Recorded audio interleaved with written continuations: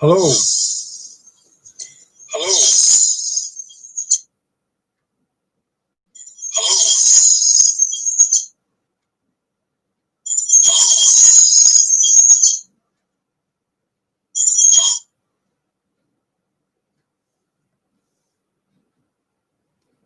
Well, is the microphone too loud or something?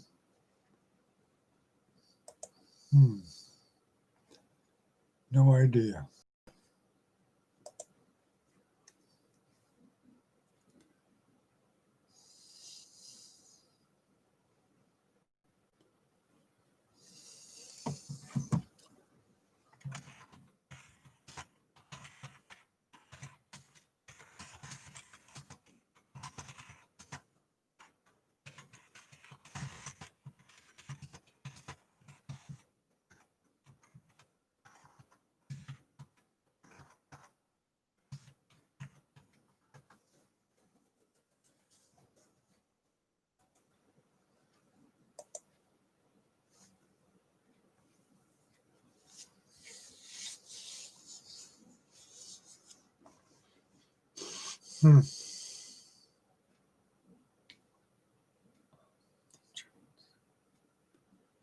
Definitely delayed.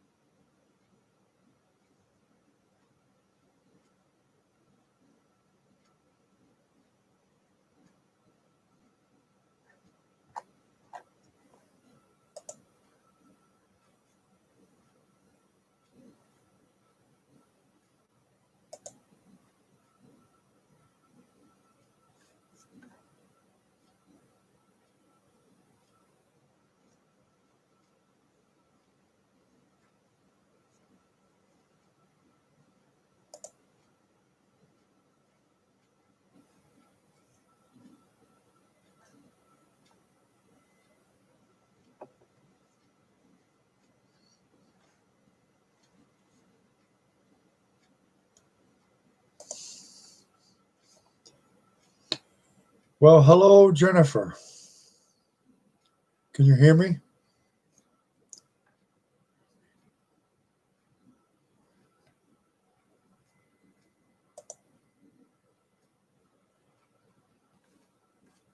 Good evening. Can you hear me all right?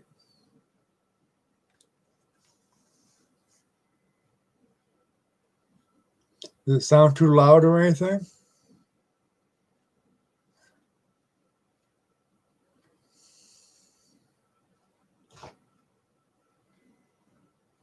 Is it too loud or too soft?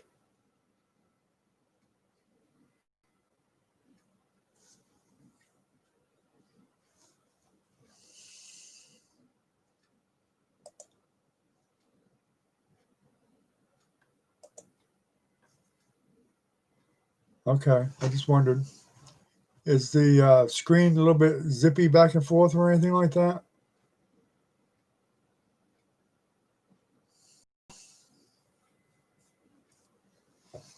If I get my camera down a little bit, might help. There. I really expected Minnie and Matt and 58C Brock to come in. 58C Brock is my only user for Patreon. I figured she'd be in here at least.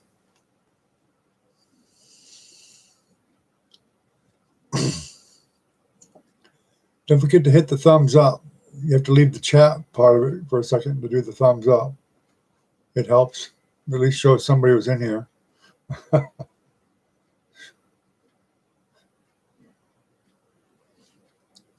Does it seem to be buffering at all? Wiggling around or anything?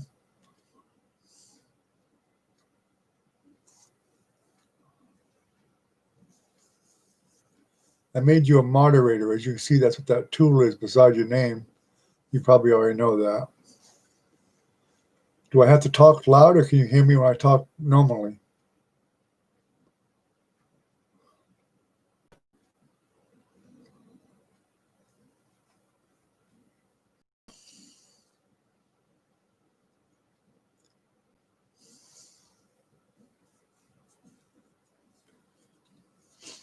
Mm-hmm.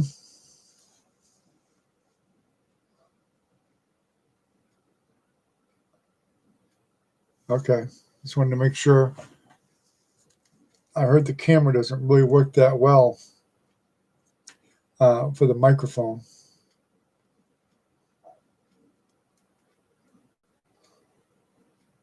You turn it on with, I got your mother's name in here too, I think.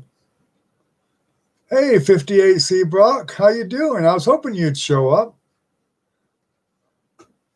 For the microphone. I'm kind of testing things out at the moment. I had to go get a new camera today. You turn it on with, I got your mother's name in here too, I think. Hey, 58C Brock, how you doing? I was hoping you'd show up. For the microphone. I'm kind of testing things out at the moment. I had to go get a new camera today. You turn it on with, I got your mother's name in here too, I think. Oh, there's Matt. How you doing, Matt? All right. Glad to see you finally got it done here. I tried to stream it the other way, but I ended up having to go straight through the webcam. Not what I wanted to do, but I haven't quite figured it out yet. That's what I'm trying to do now.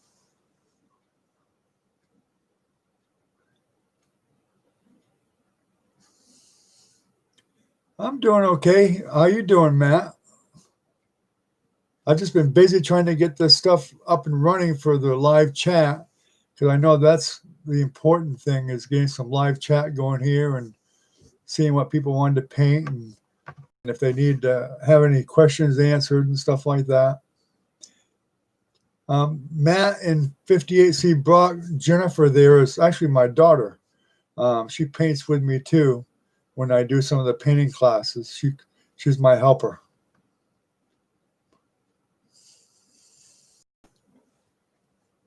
In fact, I'll make you all moderators since I know all of you.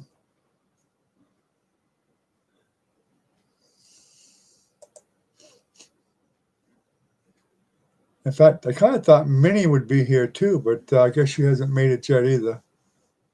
She may pop in, hopefully. I put so many messages out to the internet for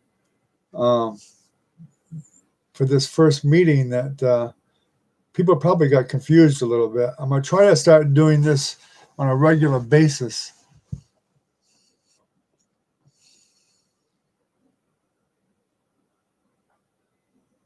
In fact, I was kind of hoping Brad might show up. I meant to send him a text and let him know that I was having it, but I figured he might have already got the message. I know he subscribed, so he should have got the message.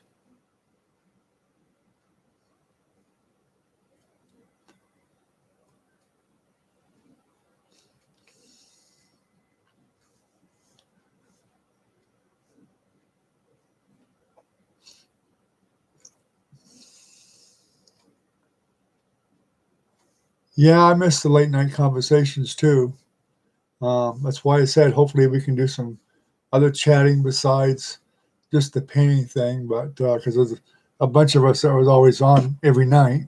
We got a light here. It seems to be reflecting. Excuse me. I think I need more lighting in here, but of course it's nighttime and my office here doesn't have a lot of light because of the computers.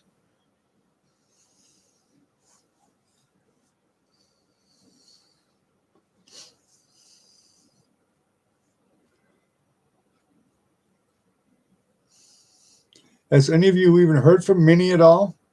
Because I figured Minnie would certainly be in here too, and I kind of thought you two would be too.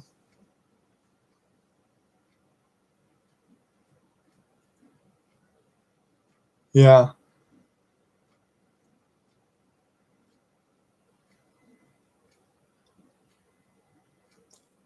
Well, I got my other lamp on here, but I need one up above me up here. That's what I really need. There's a hook up there. I think there was a light there at one time, Jennifer, and it got taken down. If I could find one of them ones with the chain that just plugs into the wall, that's probably would work real well.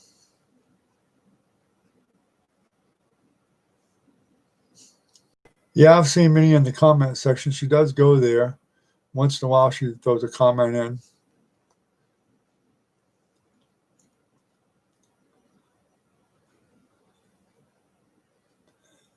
I'm hoping the live stream will encourage people to paint more and get started. And, you can get started without too much cost-wise, and especially if you're doing acrylic, you can buy a smaller set and do some acrylic painting to get started. Like that little sponge painting I did with the couple. That's a pretty simple painting to do, and it's a really nice, pretty painting. My wife loves it. A lot of people liked it, and you can do that fairly quickly.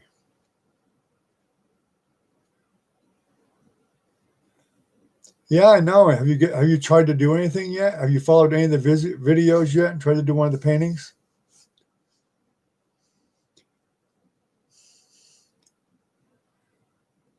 I've definitely been hoping you get started with them.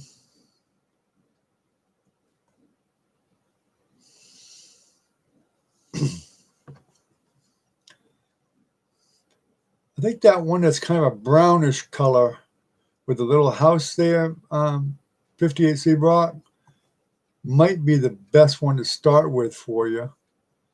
The seascape would be a little bit more too much of a tackle for you right at the time, but that one with the brown, with a little house, is fairly simple. I can't remember them all offhand, but the one with the like the pond in the middle, I think that was one of the first ones I did. Maybe it was the second one, I'm not sure. I think that was the first one.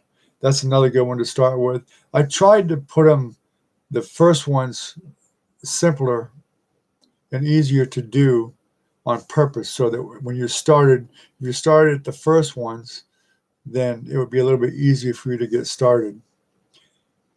Now, I haven't done one. I should do a video on doing the actual the beginning of the painting itself with the magic white, and I'll probably do that just because I know you're starting, and if you get the wrong amount of magic white on, then that can be disastrous. You can get too much.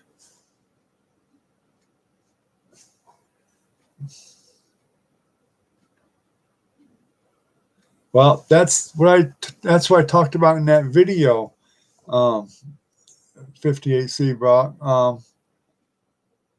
What you've got to do is you've got to overcome that fear. And I know it's a really hard thing to do. We all go through it. Everybody. I did too. I'd start doing a painting and it would be coming out beautiful.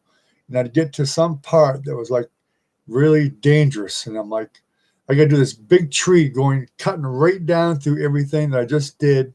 And it scares the crap out of you. Well, you just got to be brave and do it. And that's all I can tell you. Once you do it a few times, you'll get used to it and you'll get a lot braver. And it makes a big, big difference. And you won't even think about it after that. You just go choop, choop with a couple of lines and you got your trees get going and you're fine.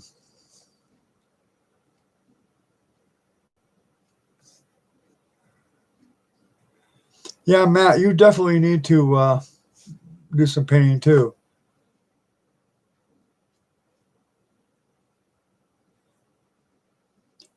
Well, you may even be better than him. You never know.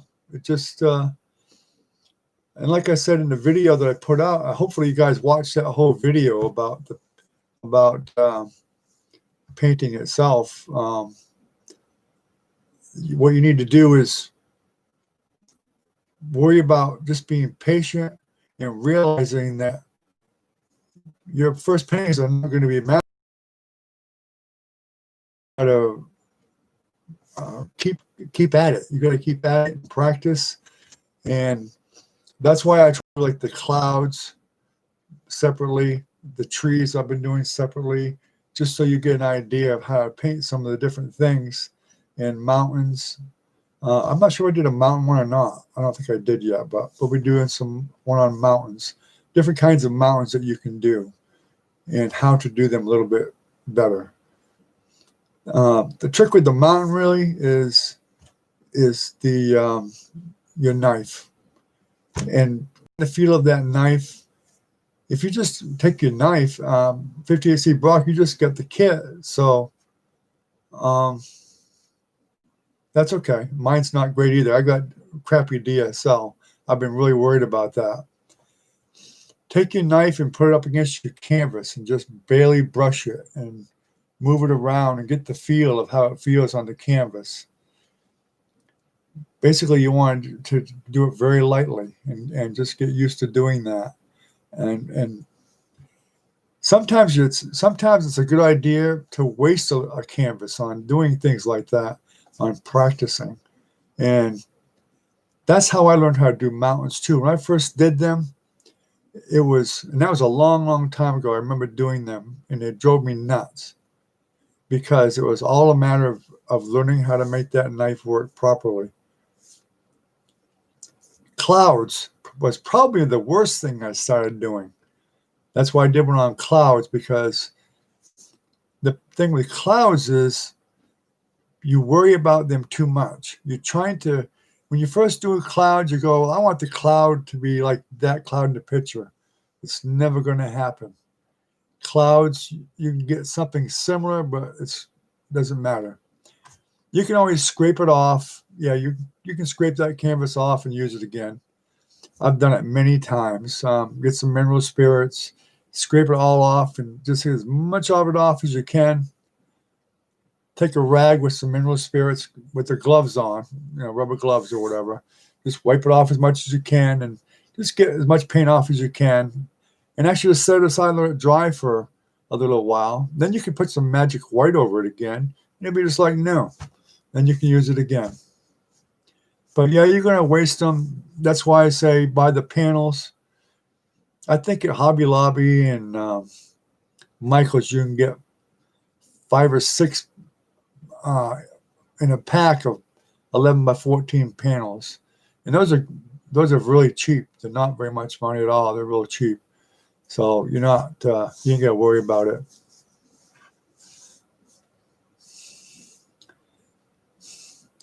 Well, the mountains, like I said, it's just a matter of controlling the knife. Most of the time, the knife is straight up in the air or just a little bit of an angle. It's very rarely ever have it horizontal. It's most of the time vertical or to maybe a 30-degree angle.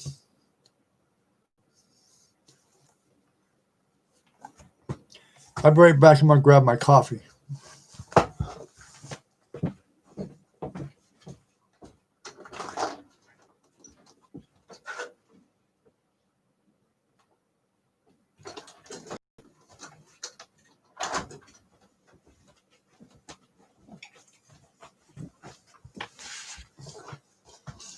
Well, I got my coffee, but it's cold. So, Matt, what did your father paint? Did he paint in oil or acrylic?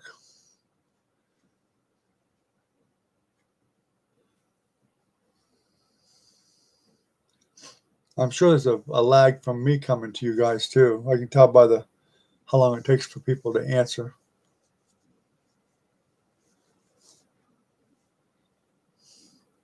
Well, that's why you're having a problem with doing the mountains. You got to use a knife. Didn't I give you a knife a long time ago?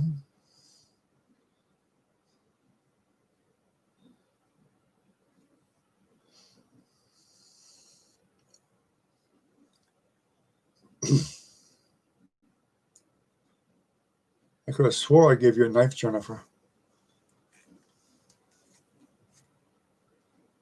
Oh, he used oil? Well, that's great. I really prefer oil over acrylic myself, but I really, as I did in one of the paintings already, I can't remember which one it was. It really works really well if you use both.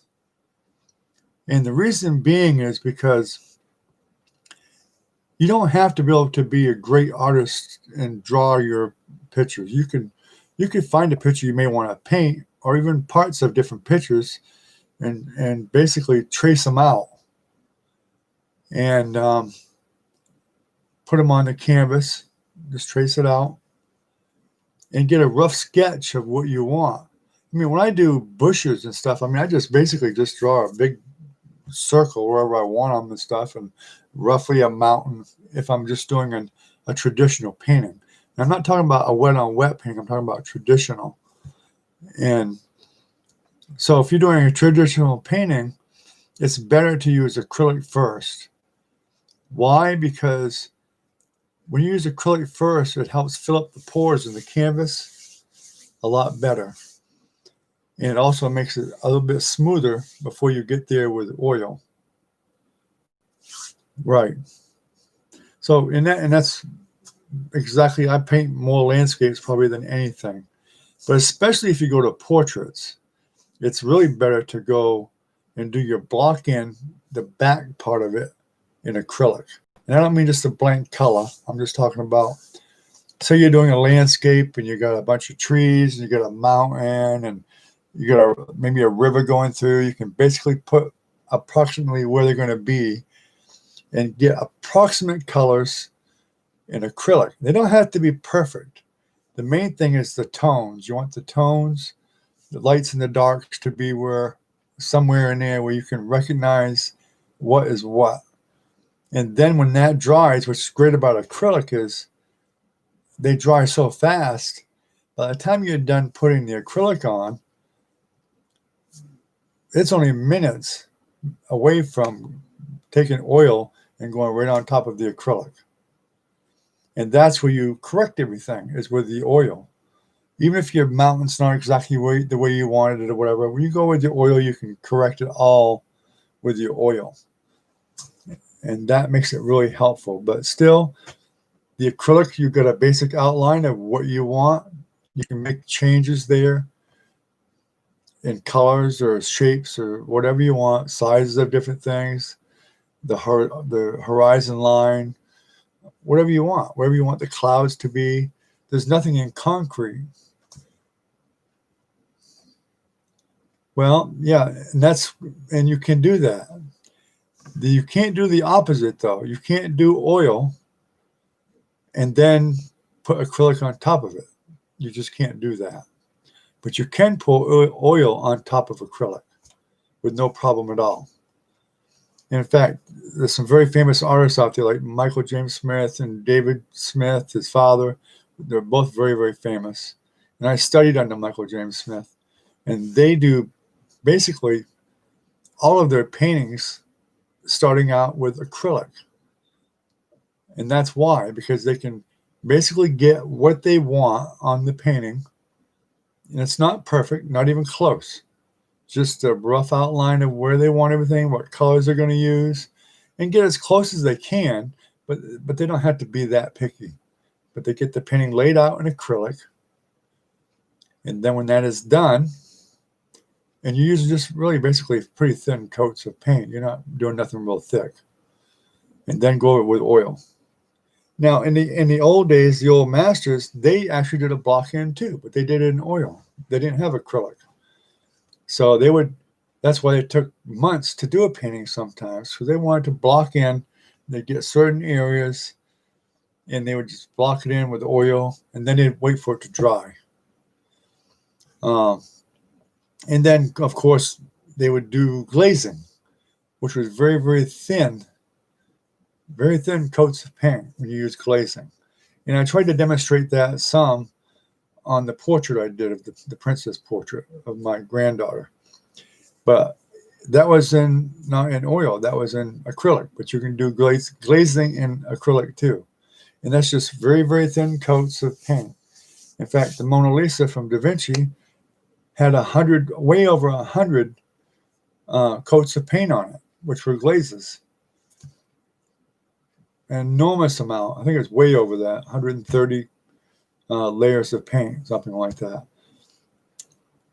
And that's a good way to do it. You can change the color and the tones a little bit at a time until you're happy with it.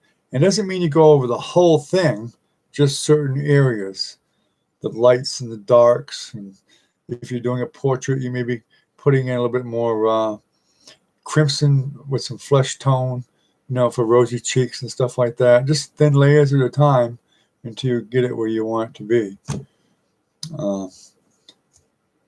Same with like hair. Hair is in layers. You got dark layers, and then they get lighter. And you got to have them darks and lights both. And shadows. Shadows are very important. Shadows are a bit difficult sometimes. Yeah, there's a plastic knife. You can buy a plastic knife. It's kind of a really long. It's kind of like this, but it's basically, it looks kind of like that, but it's got a little handle on it. That's a real cheap thing. But the knife we're talking about really is like the one Bob Ross uses. It's a lot different shape. But there's you can buy a set of painting knives they're actually pointed. Most of them are pointed, and they got little handles on them and stuff. And there's round ones and all kinds of different kinds of knives that people use to paint with. And in fact, when I do just a knife painting, that's what I use. I use those pointed ones mostly, and some of them are kind of pointed but a little bit rounded on the front. So, and they're very inexpensive. They're not expensive at all, and they last for a very long time. And they're really handy to use for, even for doing trees and little branches and stuff like that. The knives work very well. So if you incorporate knives in with your brush work, it's a big plus for you.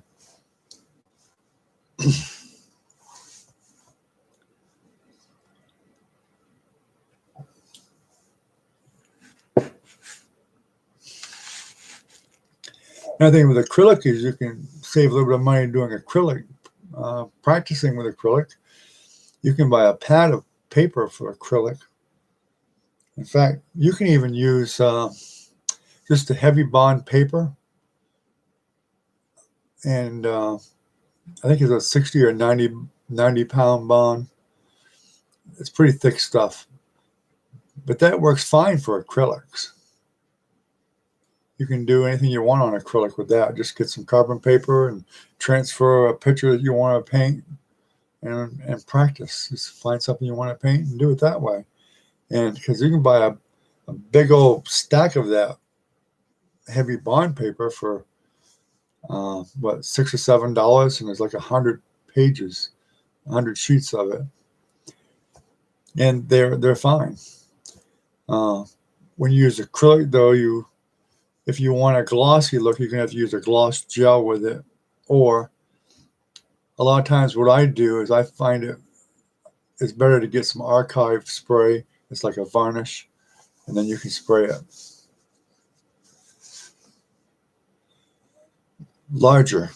Actually, when you're beginning, I recommend you try to use a larger. Unless you're going to practice 58C, like doing clouds and mountains and stuff like that, then you can use like an 11 by 14, something that you can dispose of and not lose a lot of money, or wipe off and just use them over and over again. But you'll find it's a lot easier to begin painting, especially wet on wet, with at least a 16 by 20. Now, Bob Ross, if you notice, most of his are pretty big. He used to always use an 18 by 24. And that's why it was easier for him to do it. And of course, the camera had a lot to do with it too, because you got a bigger picture that you're photographing on camera. So that's another reason he used 18 by 24. And I've seen a lot of his paintings. I've been to New Smyrna. My wife and I used to go down there for a vacation. In fact, I went to one of his classes just for the fun of it. And I didn't have any problem doing anything that they did in the class, because I've been doing it for years, but I did it just for the fun of it, just as I could be there. And I saw a lot of the paintings on TV, right up there on the wall. And probably 95% of them were 18 by 24. So they are a bit pricey. So you have to watch for them. There's nothing wrong with the 18 by 24 canvas panel. They're cheaper. You can buy them in usually packages of 2 or 3. They're way cheaper. Look on eBay or Amazon. You can buy them in bundles that way. They're way cheaper that way. I think there's a brand called Fedrix that Michaels sell. They're a lot cheaper to buy, and I think you may be able to get even 4 to a pack, 4 or 5 for the 16 by 20. So at least get a 16 by 20. And a lot of the lessons I teach here, most of the time I've been trying to use 16 by 20 as much as I can, unless it's a pretty small painting. Of course, I know it's hard for you to tell because it's on camera. I have them closer, but I use 11 by 14, and I use the longer one, bigger one.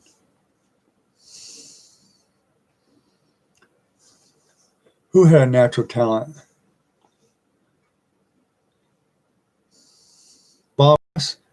Bob Ross actually went to an art institute to learn. He tells that actually in some of his videos. He actually did go to school, and he was a trained artist.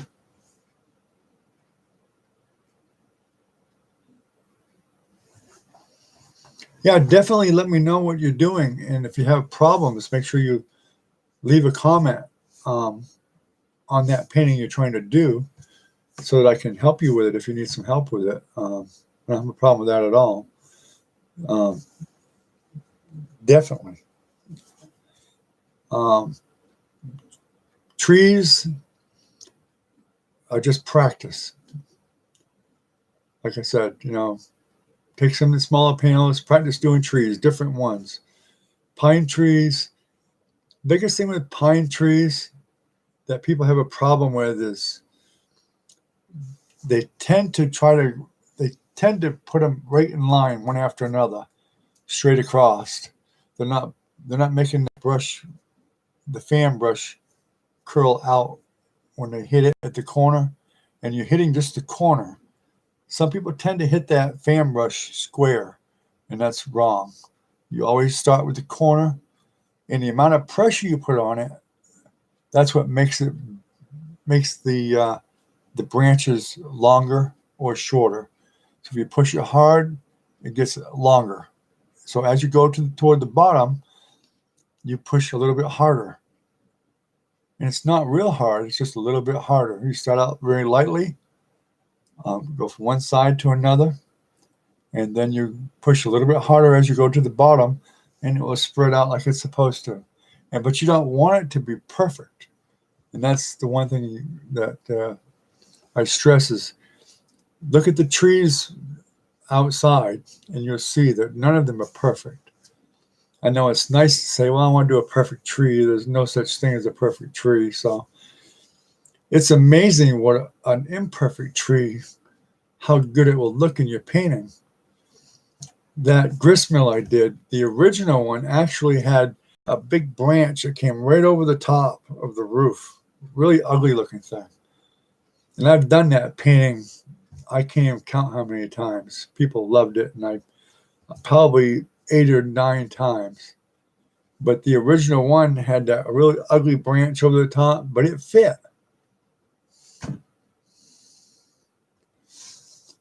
I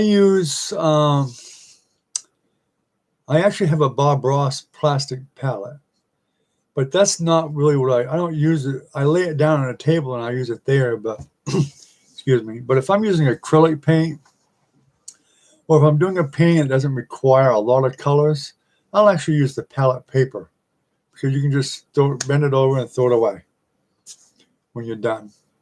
If I'm using acrylic, believe it or not, I use styrofoam paper plates, and those work perfect for acrylic. So there's no cleanup, nothing.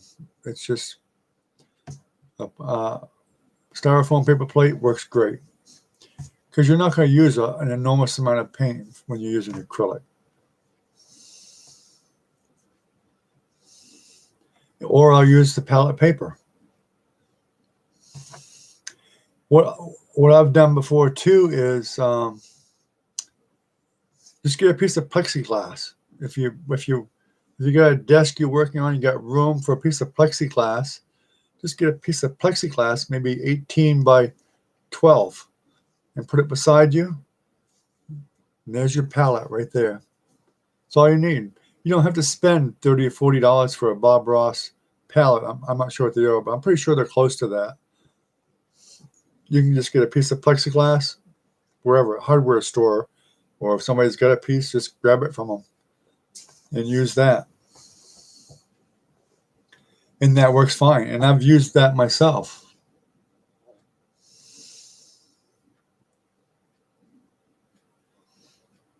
Because I don't really like, I used to hold my palette all the time.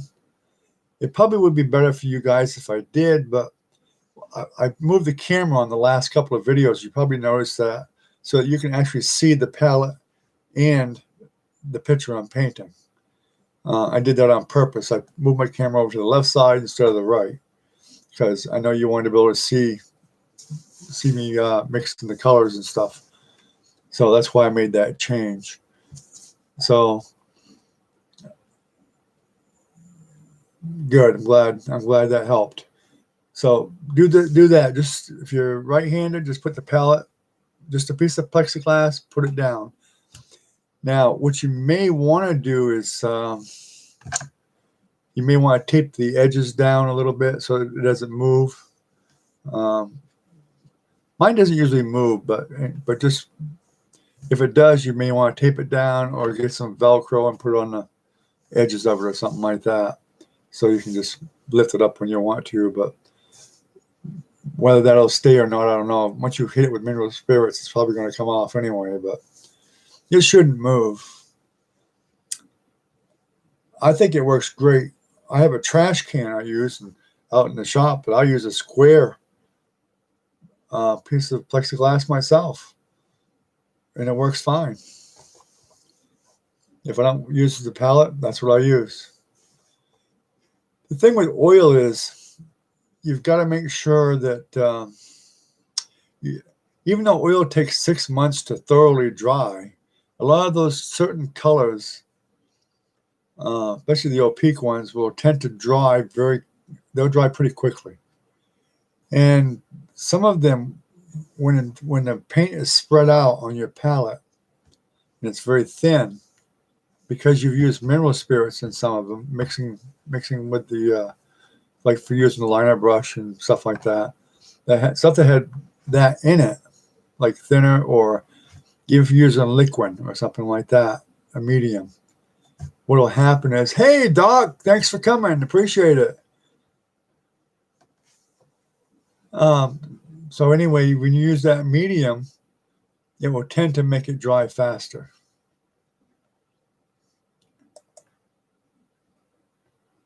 I'll make Doc the moderator. Well, I'm thrilled that you made it.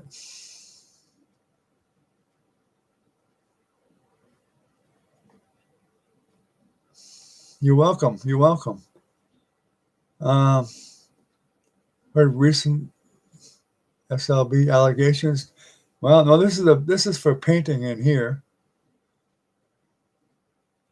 I'm not painting anything right at the moment. We're just discussing how to paint, and people are telling me the things that they want to paint and learn how to paint, and that's what the discussion's about. Getting familiar with everybody.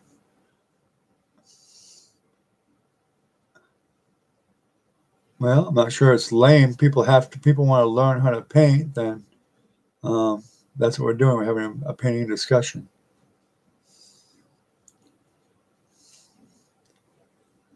Y'all make sure you hit your like button up on your way in or out or whatever. Painted a skeleton riding a motorcycle. I actually have wanted to paint one, something like that, Spruce. I actually did. I thought about it because I'm a Harley rider myself. So that definitely would be something that I would want to paint.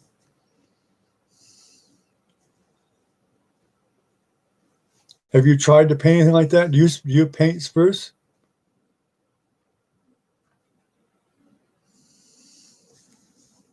Yeah, I'm glad to see it too, man. I'm glad to see some of the old gang is in here. Who knows? Maybe even Brad might even show up. You never know. I should have texted him and told him to jump in. I probably could still. You paint murals? You paint what do you paint on from murals? You paint landscapes or anything people want, or abstract, or what?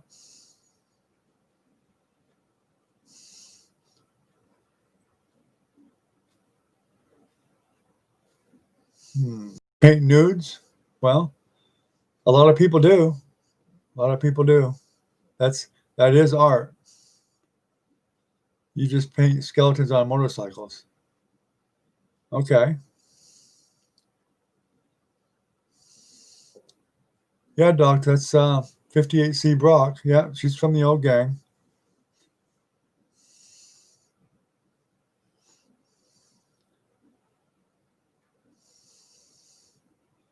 Do you have a site where you sell your paintings, or you just do where do you do your murals at, Spruce?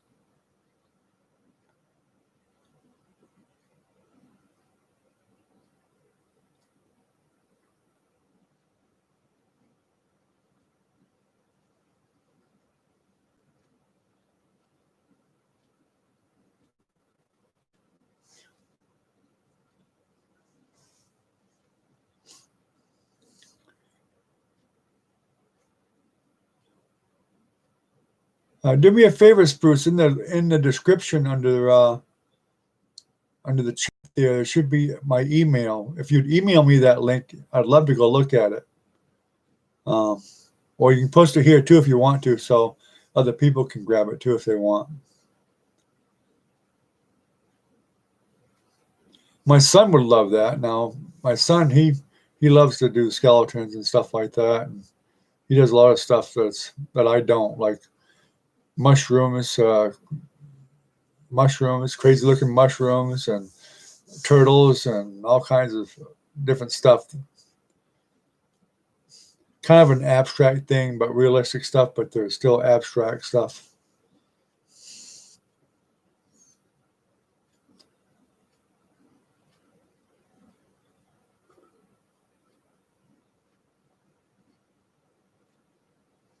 Oh, I see.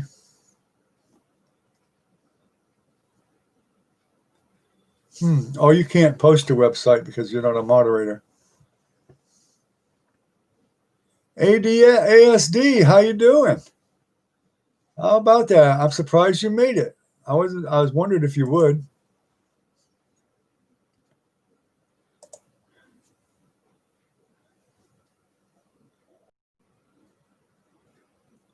I made you a moderator there, ASD. Well, that's great.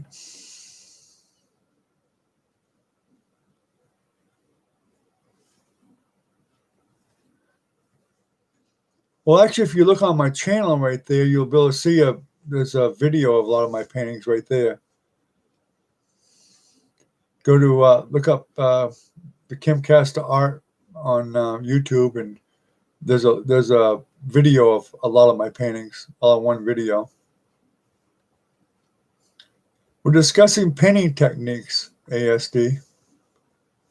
And Spruce Bryan there was in Foreign Way. They paint murals. They do like motorcycles with skulls and stuff like that.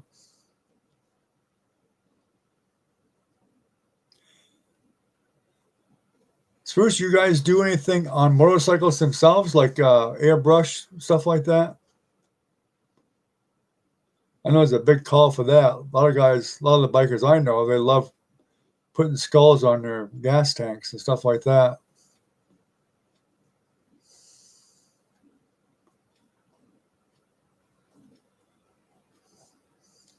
That's cool.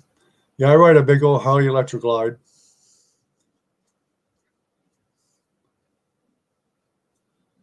Yeah, I got quite a few in here from the old gang, that's for sure.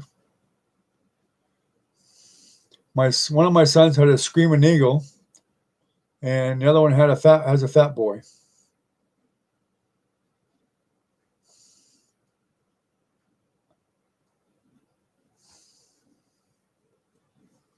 Yeah, my son lost his Screaming Eagle in a fire, though. His house caught on fire, and the Screaming Eagle burnt to the ground with the house. Horrible.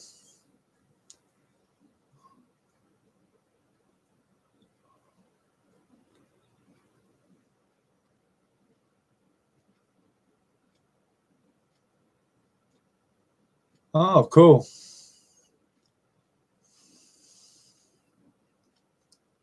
Indian Harley with a. So what do you got? A little bit of both on one bike, custom built.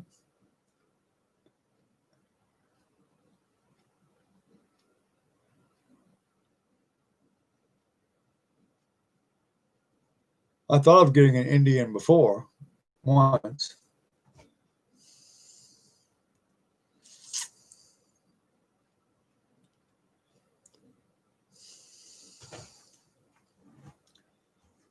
So ASD, where you been keeping yourself? I haven't seen you on the website lately or on my YouTube channel lately.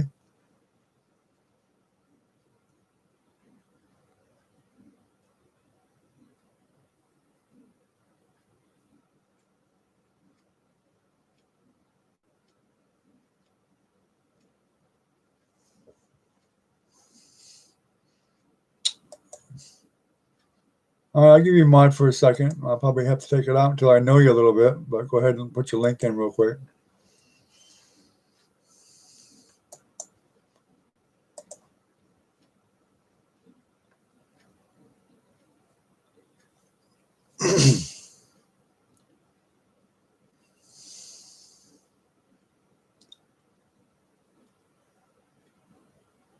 Oh, okay. Well, sorry if I see you coming in more here, and when we do have the live streams, I'll eventually give you a moderator.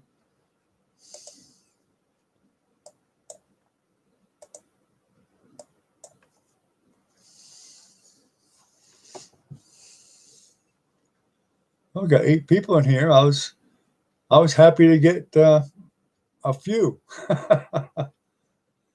I'm glad you other guys found the. I guess you got the message that the live stream started, so you jumped in, huh?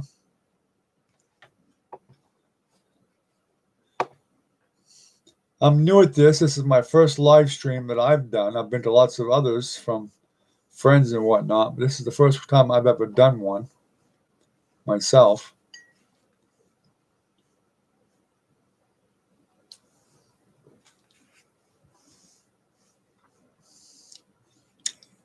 Do you have her email, or can you text her?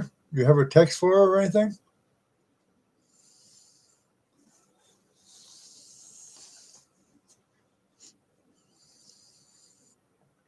I'm a bit surprised that she's not here, because she usually, I figured she would be.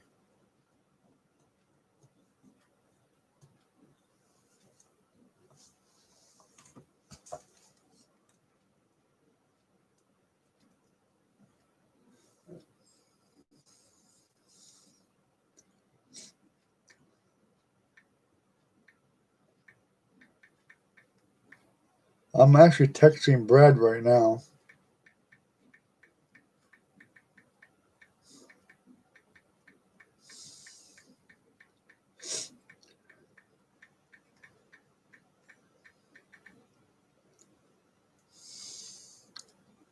I texted him. I don't know if he'll come in or not, but maybe Brad will come in and say hello anyway.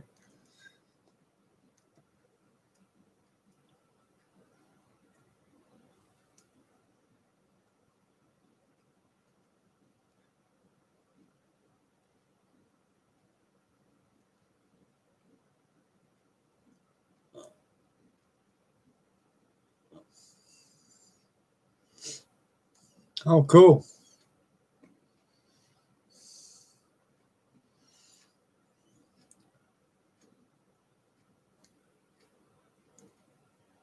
I'll definitely see if I can look them up.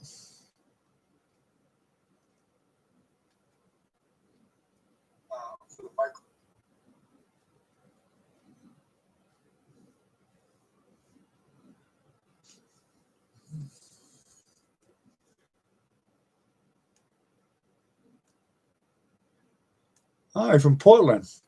I'm from New Hampshire originally.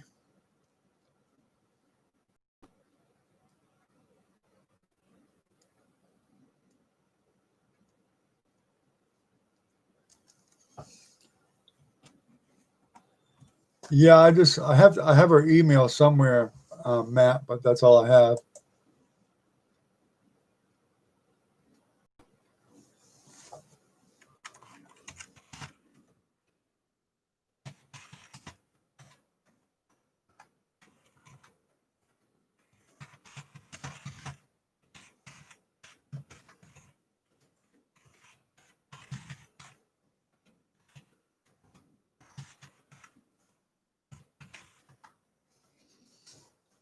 There's my website right there. That's where I have a lot of my paintings are right there. Excuse me.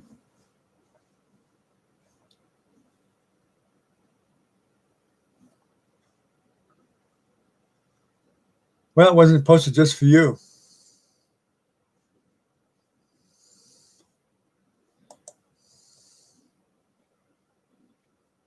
course, it's down in the description anyway, so it doesn't really matter.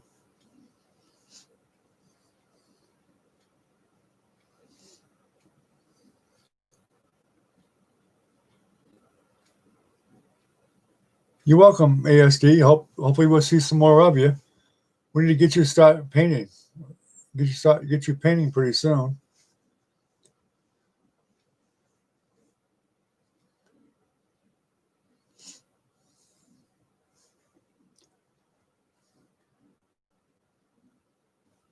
Thank you.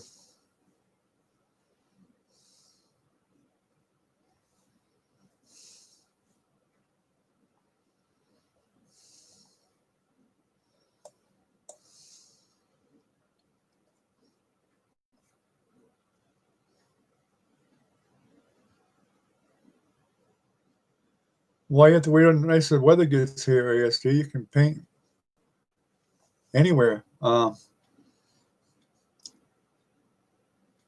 Well, oil paint's better somewhere out of the house, but out in the garage or somewhere else. But inside, you can use acrylic or watercolor. Excuse me.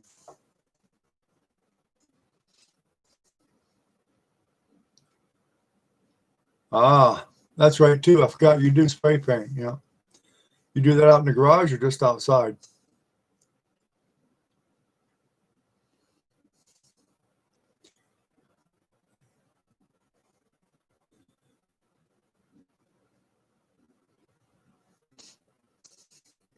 Did you sell any of your pictures yet, AS?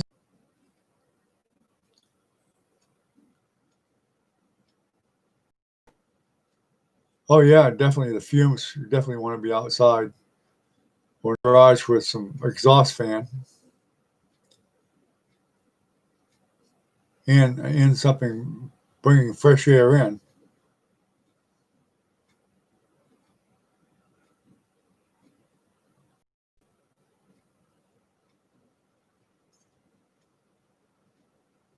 Oh, cool! Congratulations. Is that your first picture you've sold?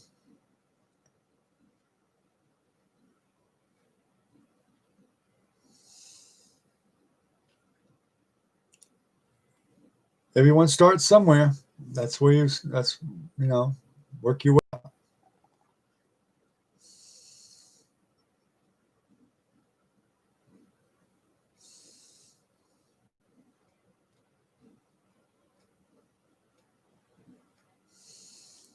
It's definitely a good feeling when you sell your first painting. That's for sure. Been a long time for me. I've sold them many, many years ago, and I'm definitely. I still remember it. The first one I sold, I still remember.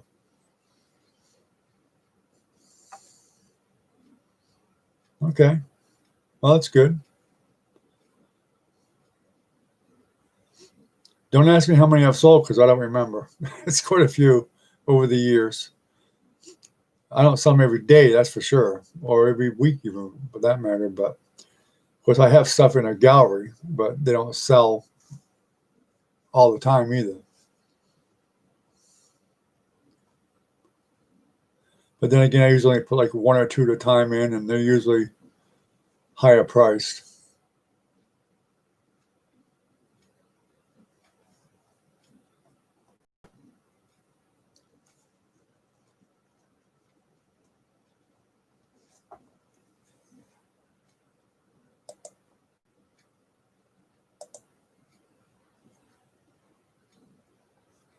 Oh, did Brock leave us already? Oh, that's too bad.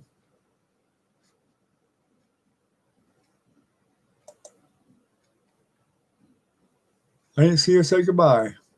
I must have missed it.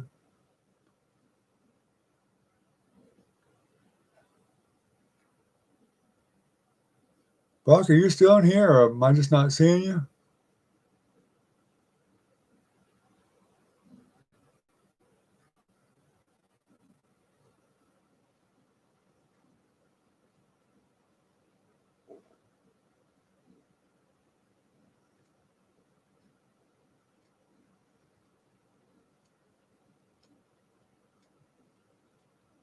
No, I don't see her here. Oh, there you are. Thought you were hiding on me. I looked up at the participants and I didn't see you there for some reason.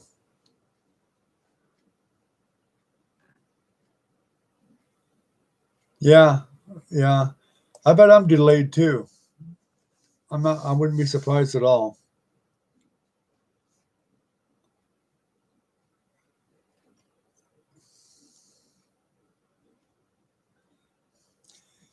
I gotta get you guys to start watching the whole videos, though.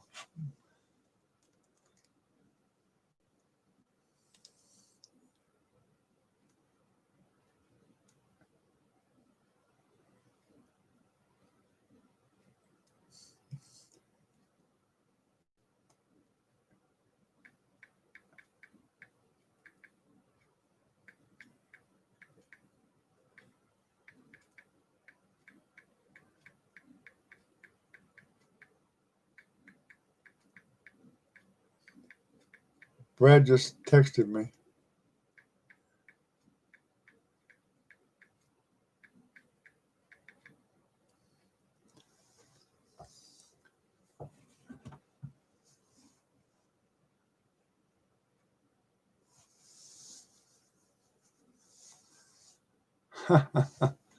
Yeah, I know what you mean. 58C.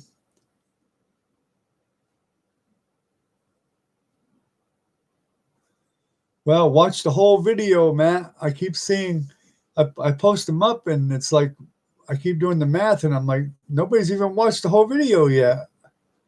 And I'm like, ah. Of course, 58C Brock's going to have to when she starts getting real serious about pain. She'll have to go from A to Z. I did. I just told him to jump in and at least say hello to everybody, but he hasn't answered me yet. Nope, he said to tell everybody he said hello. I guess he's going to play shy tonight.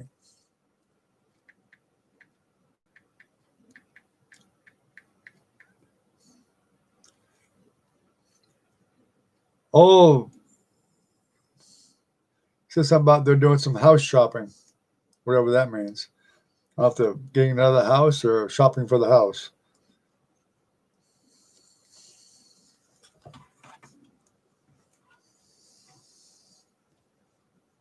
Yeah, I've already told him all that.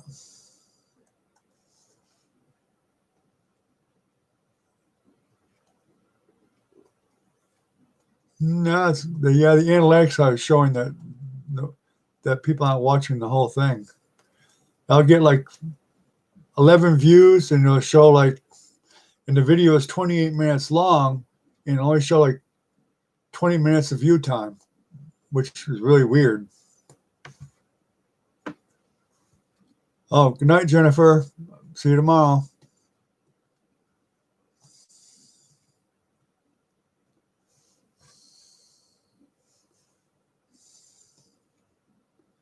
Jennifer's my daughter for all you that came in after she came in.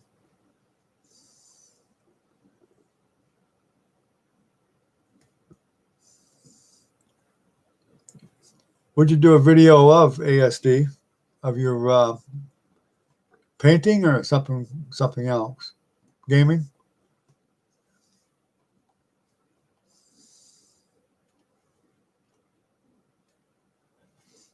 Yeah, I'll have to look into that, Matt, because it did seem like must have been something wrong, because I just couldn't believe people would be going in just for a minute or two and then jumping out. Just didn't seem right.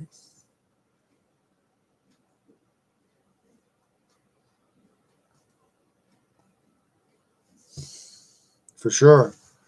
For sure.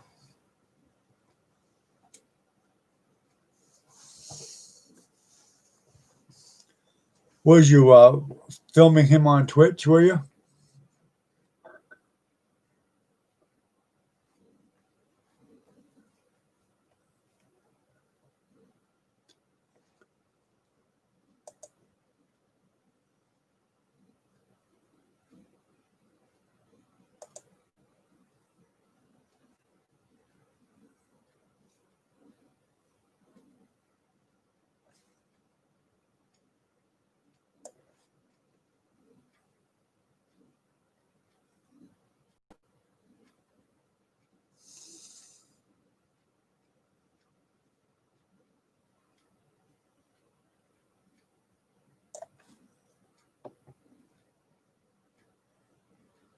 Oh, I see.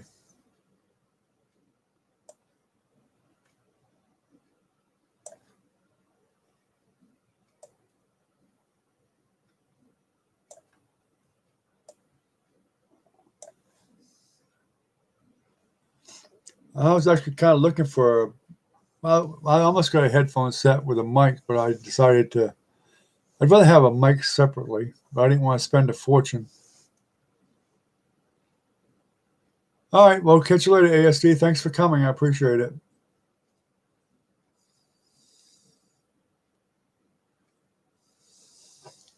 It's just the four of us right now, or three of us now, anyway. Now there's just Matt, me, and 58C Brock.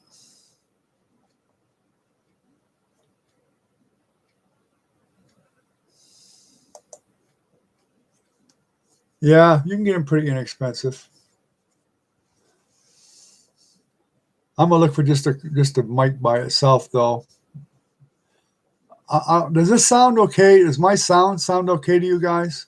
That's the first thing I meant to ask. Is does it sound okay? And does the video look okay?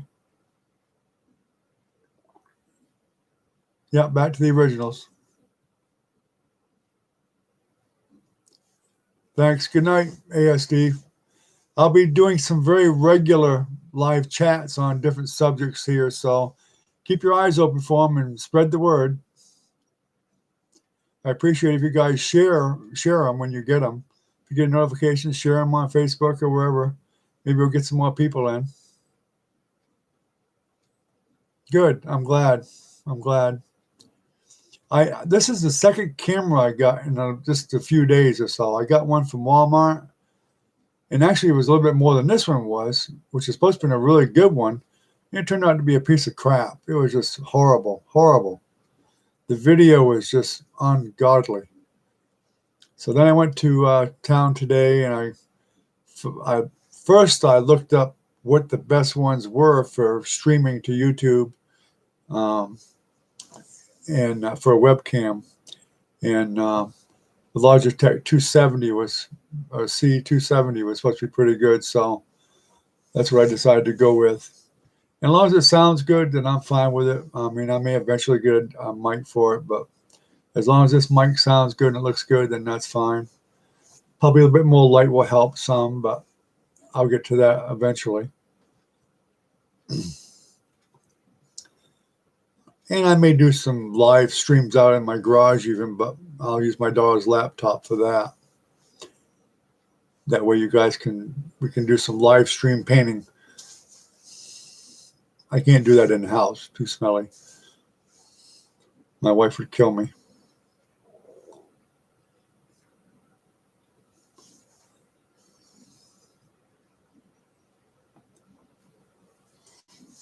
Is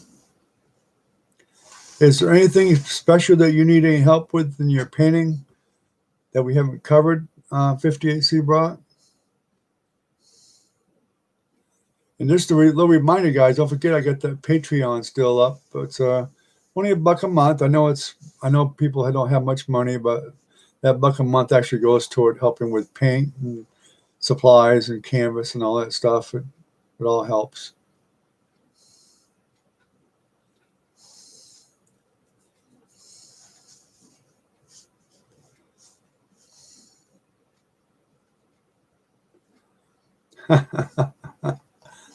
When you use your liquid white, Brock, make sure you always shake the can really well first. In fact, the first time, turn it upside down and shake it a lot, because you'll find that those kits from Bob Ross have been sitting in his store for a long time or on the shelf, and all the particles tend to sink to the bottom. A quarter of an inch of really thick stuff in the bottom. So you want to tap it really good before you open it at all. Turn it upside down and really shake it really, really, really good before you ever open it. Otherwise, you'll get some magic white that's not going to work as well as it should. So you want to open it. After you open it, take an old stick and stir it up, and make sure it's not, you don't feel a real thick bunch of mud like on the bottom of it, and stir it up really well. Because if that stuff sits for it doesn't take long when it sits there. It really does kick up on the bottom quite a bit. And when you're using your paints, before you use them, take your paint and just knead the paint before you even open it. Just knead it back and forth. Make sure you mix the oil in with the paint. You should do that fairly often, once in a while. Because what happens is the oil separates from the medium. The oil that's part of the medium, but the oil separates. And then what will happen is, as soon as you go to get some paint and squirt it on your palette, you'll notice that you'll squirt a bunch of oil out. And you need that oil mixed in with the paint. So make sure you move it back and forth. Kind of mix it up really good. Because you want to have that right consistency. The oil makes that right consistency. So it does help a lot. And I forget myself, because once you open it and start using it and cap it, I mean, it can get a little bit messy when you do that. It's better to do it first, especially, and then do it later on too. Just wipe the tip off with an old rag or something. And because that paint's too expensive to waste. You don't want to waste it. Excuse me. Now, when you run out, Winton and Newton makes good paint too. It works just as well. Bob Ross paint is it's quite a bit more expensive, but Winton and Newton will work without any problem. If you want to stick with Bob Ross paints, that's fine too, but just so you know that you can use Winton and Newton. In fact, actually the titanium white, I think actually works a little bit better than Bob Ross's titanium white. It's got the thickness of it, especially when you're doing mountains and clouds. Winton and Newton seems to work a little bit better. But it's up to you. I usually buy the really big 200 milliliter of the Winton and Newton titanium white, at least, because it's a lot cheaper. Michael's have it on sale. Hobby Lobby they'll have it on sale for like, I don't know, $15 for the 200 milliliter, and that's really cheap. So I usually try to have a couple of them on hand, because you use a lot of white. You should always get the big tubes of white. I'm not sure. Your kit came with probably the 32 milliliter or 30 milliliter, something like that. I'm not sure what it was, but then you can always get the big white one, because you're going to use one more white than probably any other color. There's certain colors you're going to find that you will use a lot of: sap green, Prussian blue, cad yellow. I always get a big ivory black too, because then you've got it for a long time. But I'm going to be putting some other tips out for you to help you with, so you don't have to buy so many colors. Like Van Dyke Brown. You can make Van Dyke Brown with burnt umber and ivory black. That's all it really is. Van Dyke Brown is burnt umber and Van Dyke ivory black and burnt umber. And you can mix them together and get the same thing as Van Dyke Brown. So there's lots of little tips. I'm going to be putting them tips out soon so that it helps everybody. I mean, you've only got 8 colors, the 8 basic colors. You can make most of the colors that we use.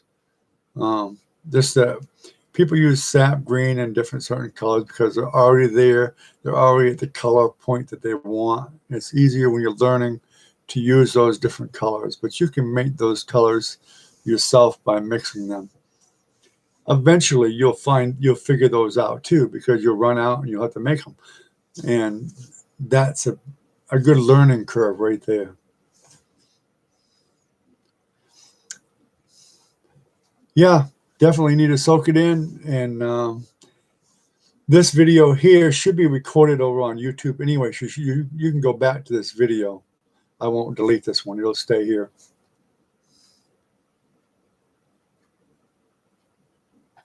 A 100 milliliter. Okay.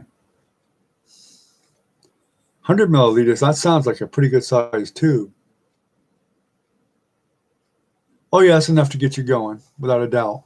Without a doubt.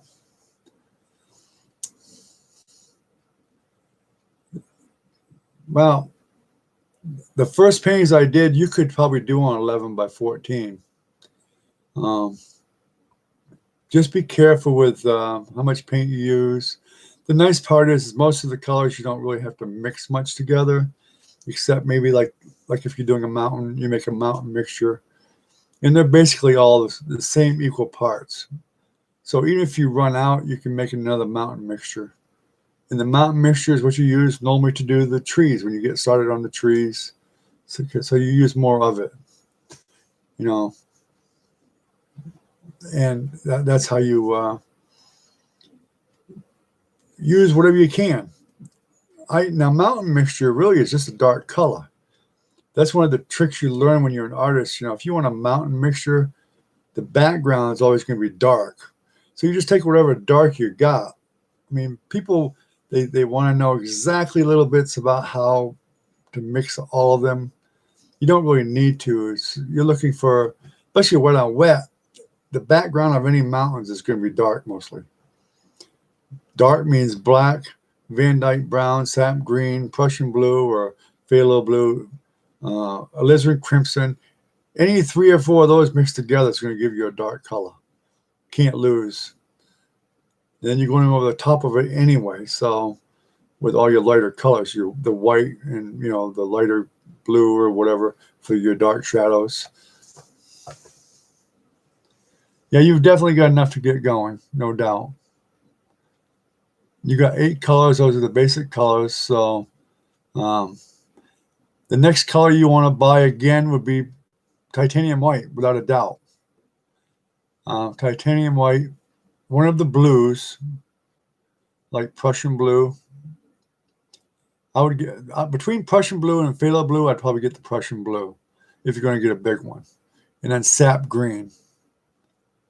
Definitely, you're going to want to get a bigger sap green, because as you can see, all the landscape paintings have green. They've all got green, and then probably after that would be yellow and ochre. Red you never use very much of, so I know that's one of your basic colors. Ochre you don't use a lot of it all the time, but it just depends on the painting. If you have a lot of foliage and you want the yellow ochre colors, then you'll use more then, but usually not so much. Sap green, you're going to use a lot of sap green. I always buy a big sap green, excuse me. Black, you don't have to get a big black if you don't want. I just get it because I do so much painting that I don't want to buy any more. I'll buy a big one. But so if you can't get ivory black, you can also get any other black, like what's the other black I use? I can't remember. There's another black. Uh, Mars black. Mars black. Mars black is a little bit lighter. But if you run a black, that's easy to solve too. Burnt umber and Prussian blue will make black. And crimson. I mean, any of those together will probably make black. So even if you run out of black, you can still get by without it.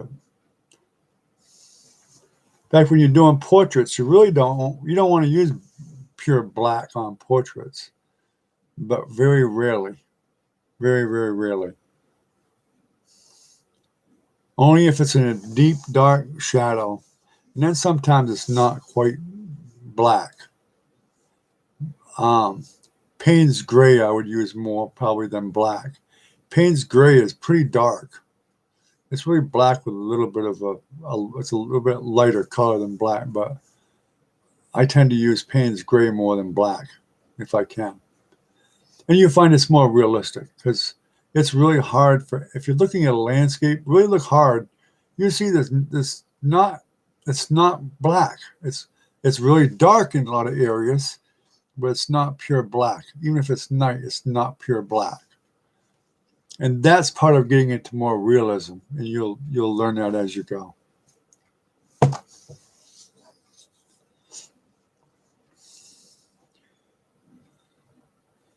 I've been painting for, well, let's see. I drew when I was a kid. I used to draw a lot. I used to be a very good artist drawing, but now I stink at it. Since I started painting, I suck at drawing.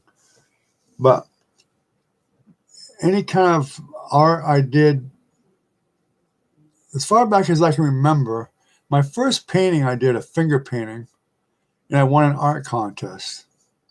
I was 13 years old in Whitefield, New Hampshire, and it was through the Catholic Church. My parents knew the priest that was there over the parish and whatever. We were Catholic. Now we're Southern Baptist, but back then we were Catholic. And they had this bunch of kids. I'm like, wow, must have been 30 kids doing some kind of crafts and painting. But for some reason, the rules were, if I did a painting, I had to use finger paint. So I did a picture, giant picture. It was, oh my gosh, it must have been 6 feet by 3 feet tall. And it was of Mary and Joseph and Jesus in the manger in the stables. And it came out beautiful. It really did come out really well. I shocked myself. And I ended up winning first place in the contest. And then they wouldn't give it back to me. The priest loved it so much, it went from one parish to another one for months. I had to literally beg and demand to get my painting back. They finally gave it back to me. What did I draw? I used to draw people. I wasn't really that great at it. My grandfather taught me. He was a good artist. He drew a lot, and he taught me how to draw some of the old warships, and because he was Navy, pure Navy. Some of the old colonial type ships. An Indian chief. I can still draw that Indian chief to this day. My grandfather he showed it to me many times until I got it down. And then he kind of taught me how to do some 3-dimensional drawings of buildings, learning how to put the point in one place and go up to it and get the right dimensions for the buildings to be. And so, I mean, I just do a lot of other things too, some still life for dogs or cats or whatever, or buildings, houses, whatever a kid would draw back then, a train maybe, stuff like that. But then I just kind of got out of it. And through high school, I went through art I made straight A's in art in high school. Did a little bit of painting, not very much. We did pottery, stuff like that. The, Probably the most complicated thing we did was we did an animation film. Um, Myself and one of the other students, we did an animation film of I don't know, a couple of mice lifting off in a rocket, circling up around the moon and stuff, and coming back in for a landing. I mean, it took a week or more, a couple of weeks to do that, one animation. Yes, that was a 3-point perspective. Yes, yeah. That was before I even knew what it was. My grandfather kindly showed me how to do that. And I still, to this day, I still use that. And since you did that before, Brock, you will use that in your painting now without even realizing it, because you'll know the perspective has to be that way to make it look right. So that will all come in handy as you're going along. Now, when I first painted was wet on wet, which was a really long time ago, probably close to 40 years ago. And I did it because of how easy it looked on TV. Actually, I started watching William Alexander and Buck Polson, and then Bob Ross later on. And the first painting I did quite a few paintings and gave a couple away to some relatives and whatever. And then surprisingly, a friend of mine went to an art gallery and they put it in there. In fact, I had a hard time getting it back. It wasn't even for sale. They just put it in for show. But people liked it, so they kept it there for months and months. And finally I had to make them give it back. And right after that, I painted a lot. I got really into painting a lot. And I was doing big paintings too, like 40 by 40 and 24 by 36 and a lot of 18 by 24. Most of them probably 18 by 24. And surprisingly, a resort up in New Hampshire, one of the owners saw the paintings and they asked me about putting them in there. So I put, I think, a half a dozen paintings in the resort. And it was a big giant motel. They had a lounge and a restaurant and a bar area and all that stuff. And they were affiliated with another place that did skiing and whatever and stuff. And they were in there probably for about a month or so. And somebody actually stole one of my paintings. I was upset about it, but I still felt I felt very complimented too, because it was good enough for somebody to steal. So they ended up having to pay me for it. So after that, they said they just wanted to buy them all. I think there was 5 left. And back then they gave me, like, I don't know, quite a bit, like over $500 for the 5 of them that were left, and $125 for the one that got stolen or so, which was a lot of money back then. And I was thrilled to do that.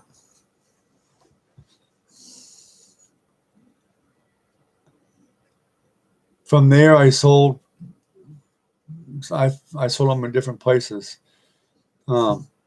That's why I did that one video for people about what your paintings are worth and about giving them away, because that was a problem I had when I first started. Was everybody in my family wanted a painting. Well, you really can't do that. I did it, and it cost a fortune, because as much as we love our family, sometimes their expectations is really overwhelming. And, you give them a painting and they like, I want this particular frame. Next thing, you're buying a $30 or $40 or $50 frame that you're giving away.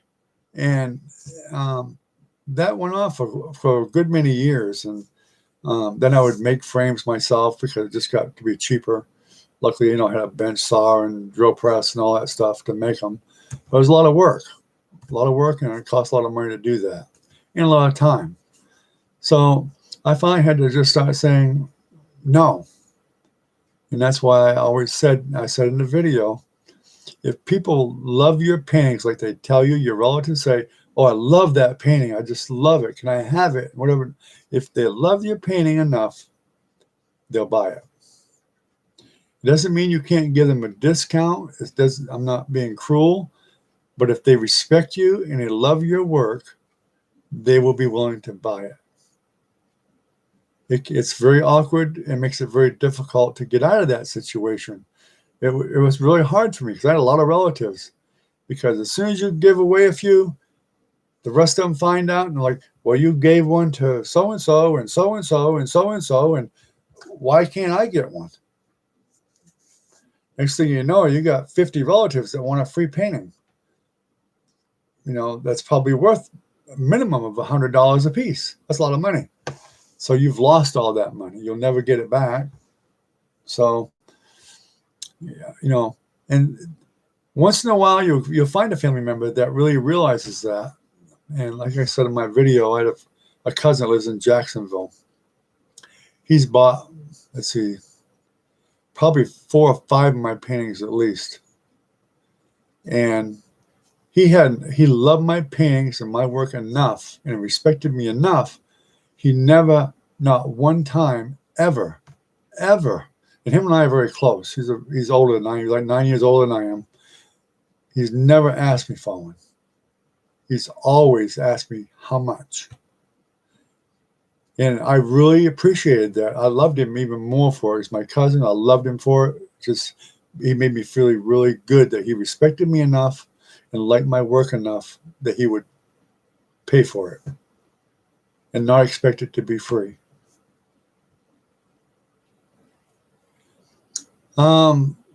No, but I've given away paintings that I saw people put into a yard sale before. And another one I didn't sell, but I gave an older lady that I knew very well. She was in our church, and she was well off, but she helped a lot of people. And I really appreciated her so much. And she never asked me for a painting, but she was very religious. So I painted her a painting of Jesus. I think it was like an 18 by 24. And I got the frame for it and everything, and I gave it to her. She absolutely loved that painting. It came out really well. And when she passed away, she was an older woman. I went up to by the store up here, and they let people have yard sales and stuff at the store there, little flea market like. I went there. The daughter had that painting up for sale for $1. I wouldn't have taken $250 for that painting. And while she was selling it, it was raining. And I was very offended. And I said something to her about it. I can't believe you're selling that. You know your mother loved that painting.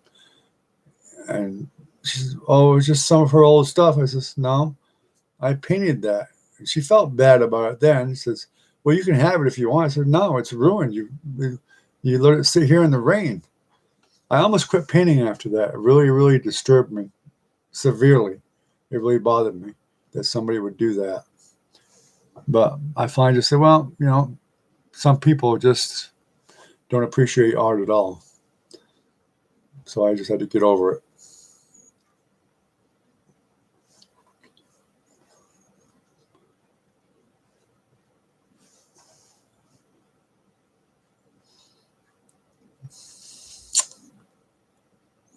Yeah, you're going to have relatives that will try to weasel you down and everything. And it's okay to give your relatives a discount. I mean, now my own mother, my father, I'd never charge them for them. My mother had a lot of my paintings, probably a dozen of them at least. But when I had other relatives were here at our home, before I came back to Florida here, I was up in New Hampshire. When I came down, my father built a garage that burned, Some of our relatives came down to help out, and they wanted some pennies. My mother wanted a few more. So my mother did buy me. She bought me all the material I needed: canvas, the paint, some brushes, everything, because I didn't have it all with me. So she bought me what I needed. And some of my relatives that wanted pennies, they chipped in and bought some more too. So I made out. I didn't make any money, but that's for sure. But at least I got to keep the leftover paint and brushes and whatever the material was.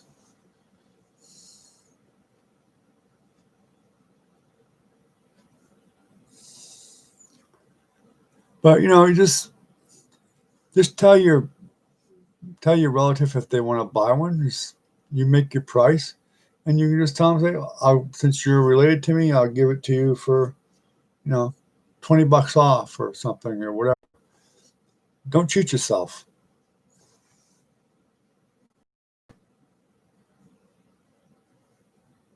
Yeah, thank you for coming, 58C Brock. I was really hoping you would come, and I almost put a notice in Patreon, but I kept having trouble getting the stream going, so I didn't because I didn't want you to show up and then you couldn't get in.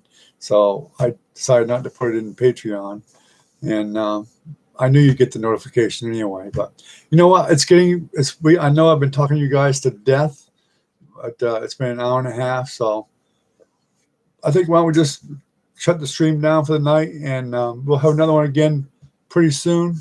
So hopefully you all get your notifications and come back. Yeah, we did pretty good. We had like eight people or so, something like that, 7 or 8. So that worked out very well. It's more than I expected. I was happy for anybody to show up. Really, I really was. I was really, really worried that nobody was going to show up. It was really kind of bothering me. Okay, I'm going to bed myself pretty soon here. So good night, 58C Brock. Thanks for coming. I really appreciate it. Matt, thanks for coming. I appreciate it. And hopefully we can get you paying soon. So both of you have a good night. All right.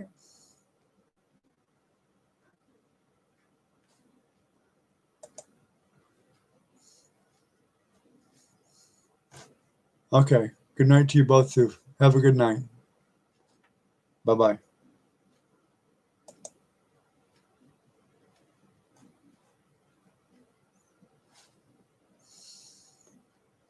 See ya. All right. Good night, Matt. Have a good night. All right. We're out. Bye-bye.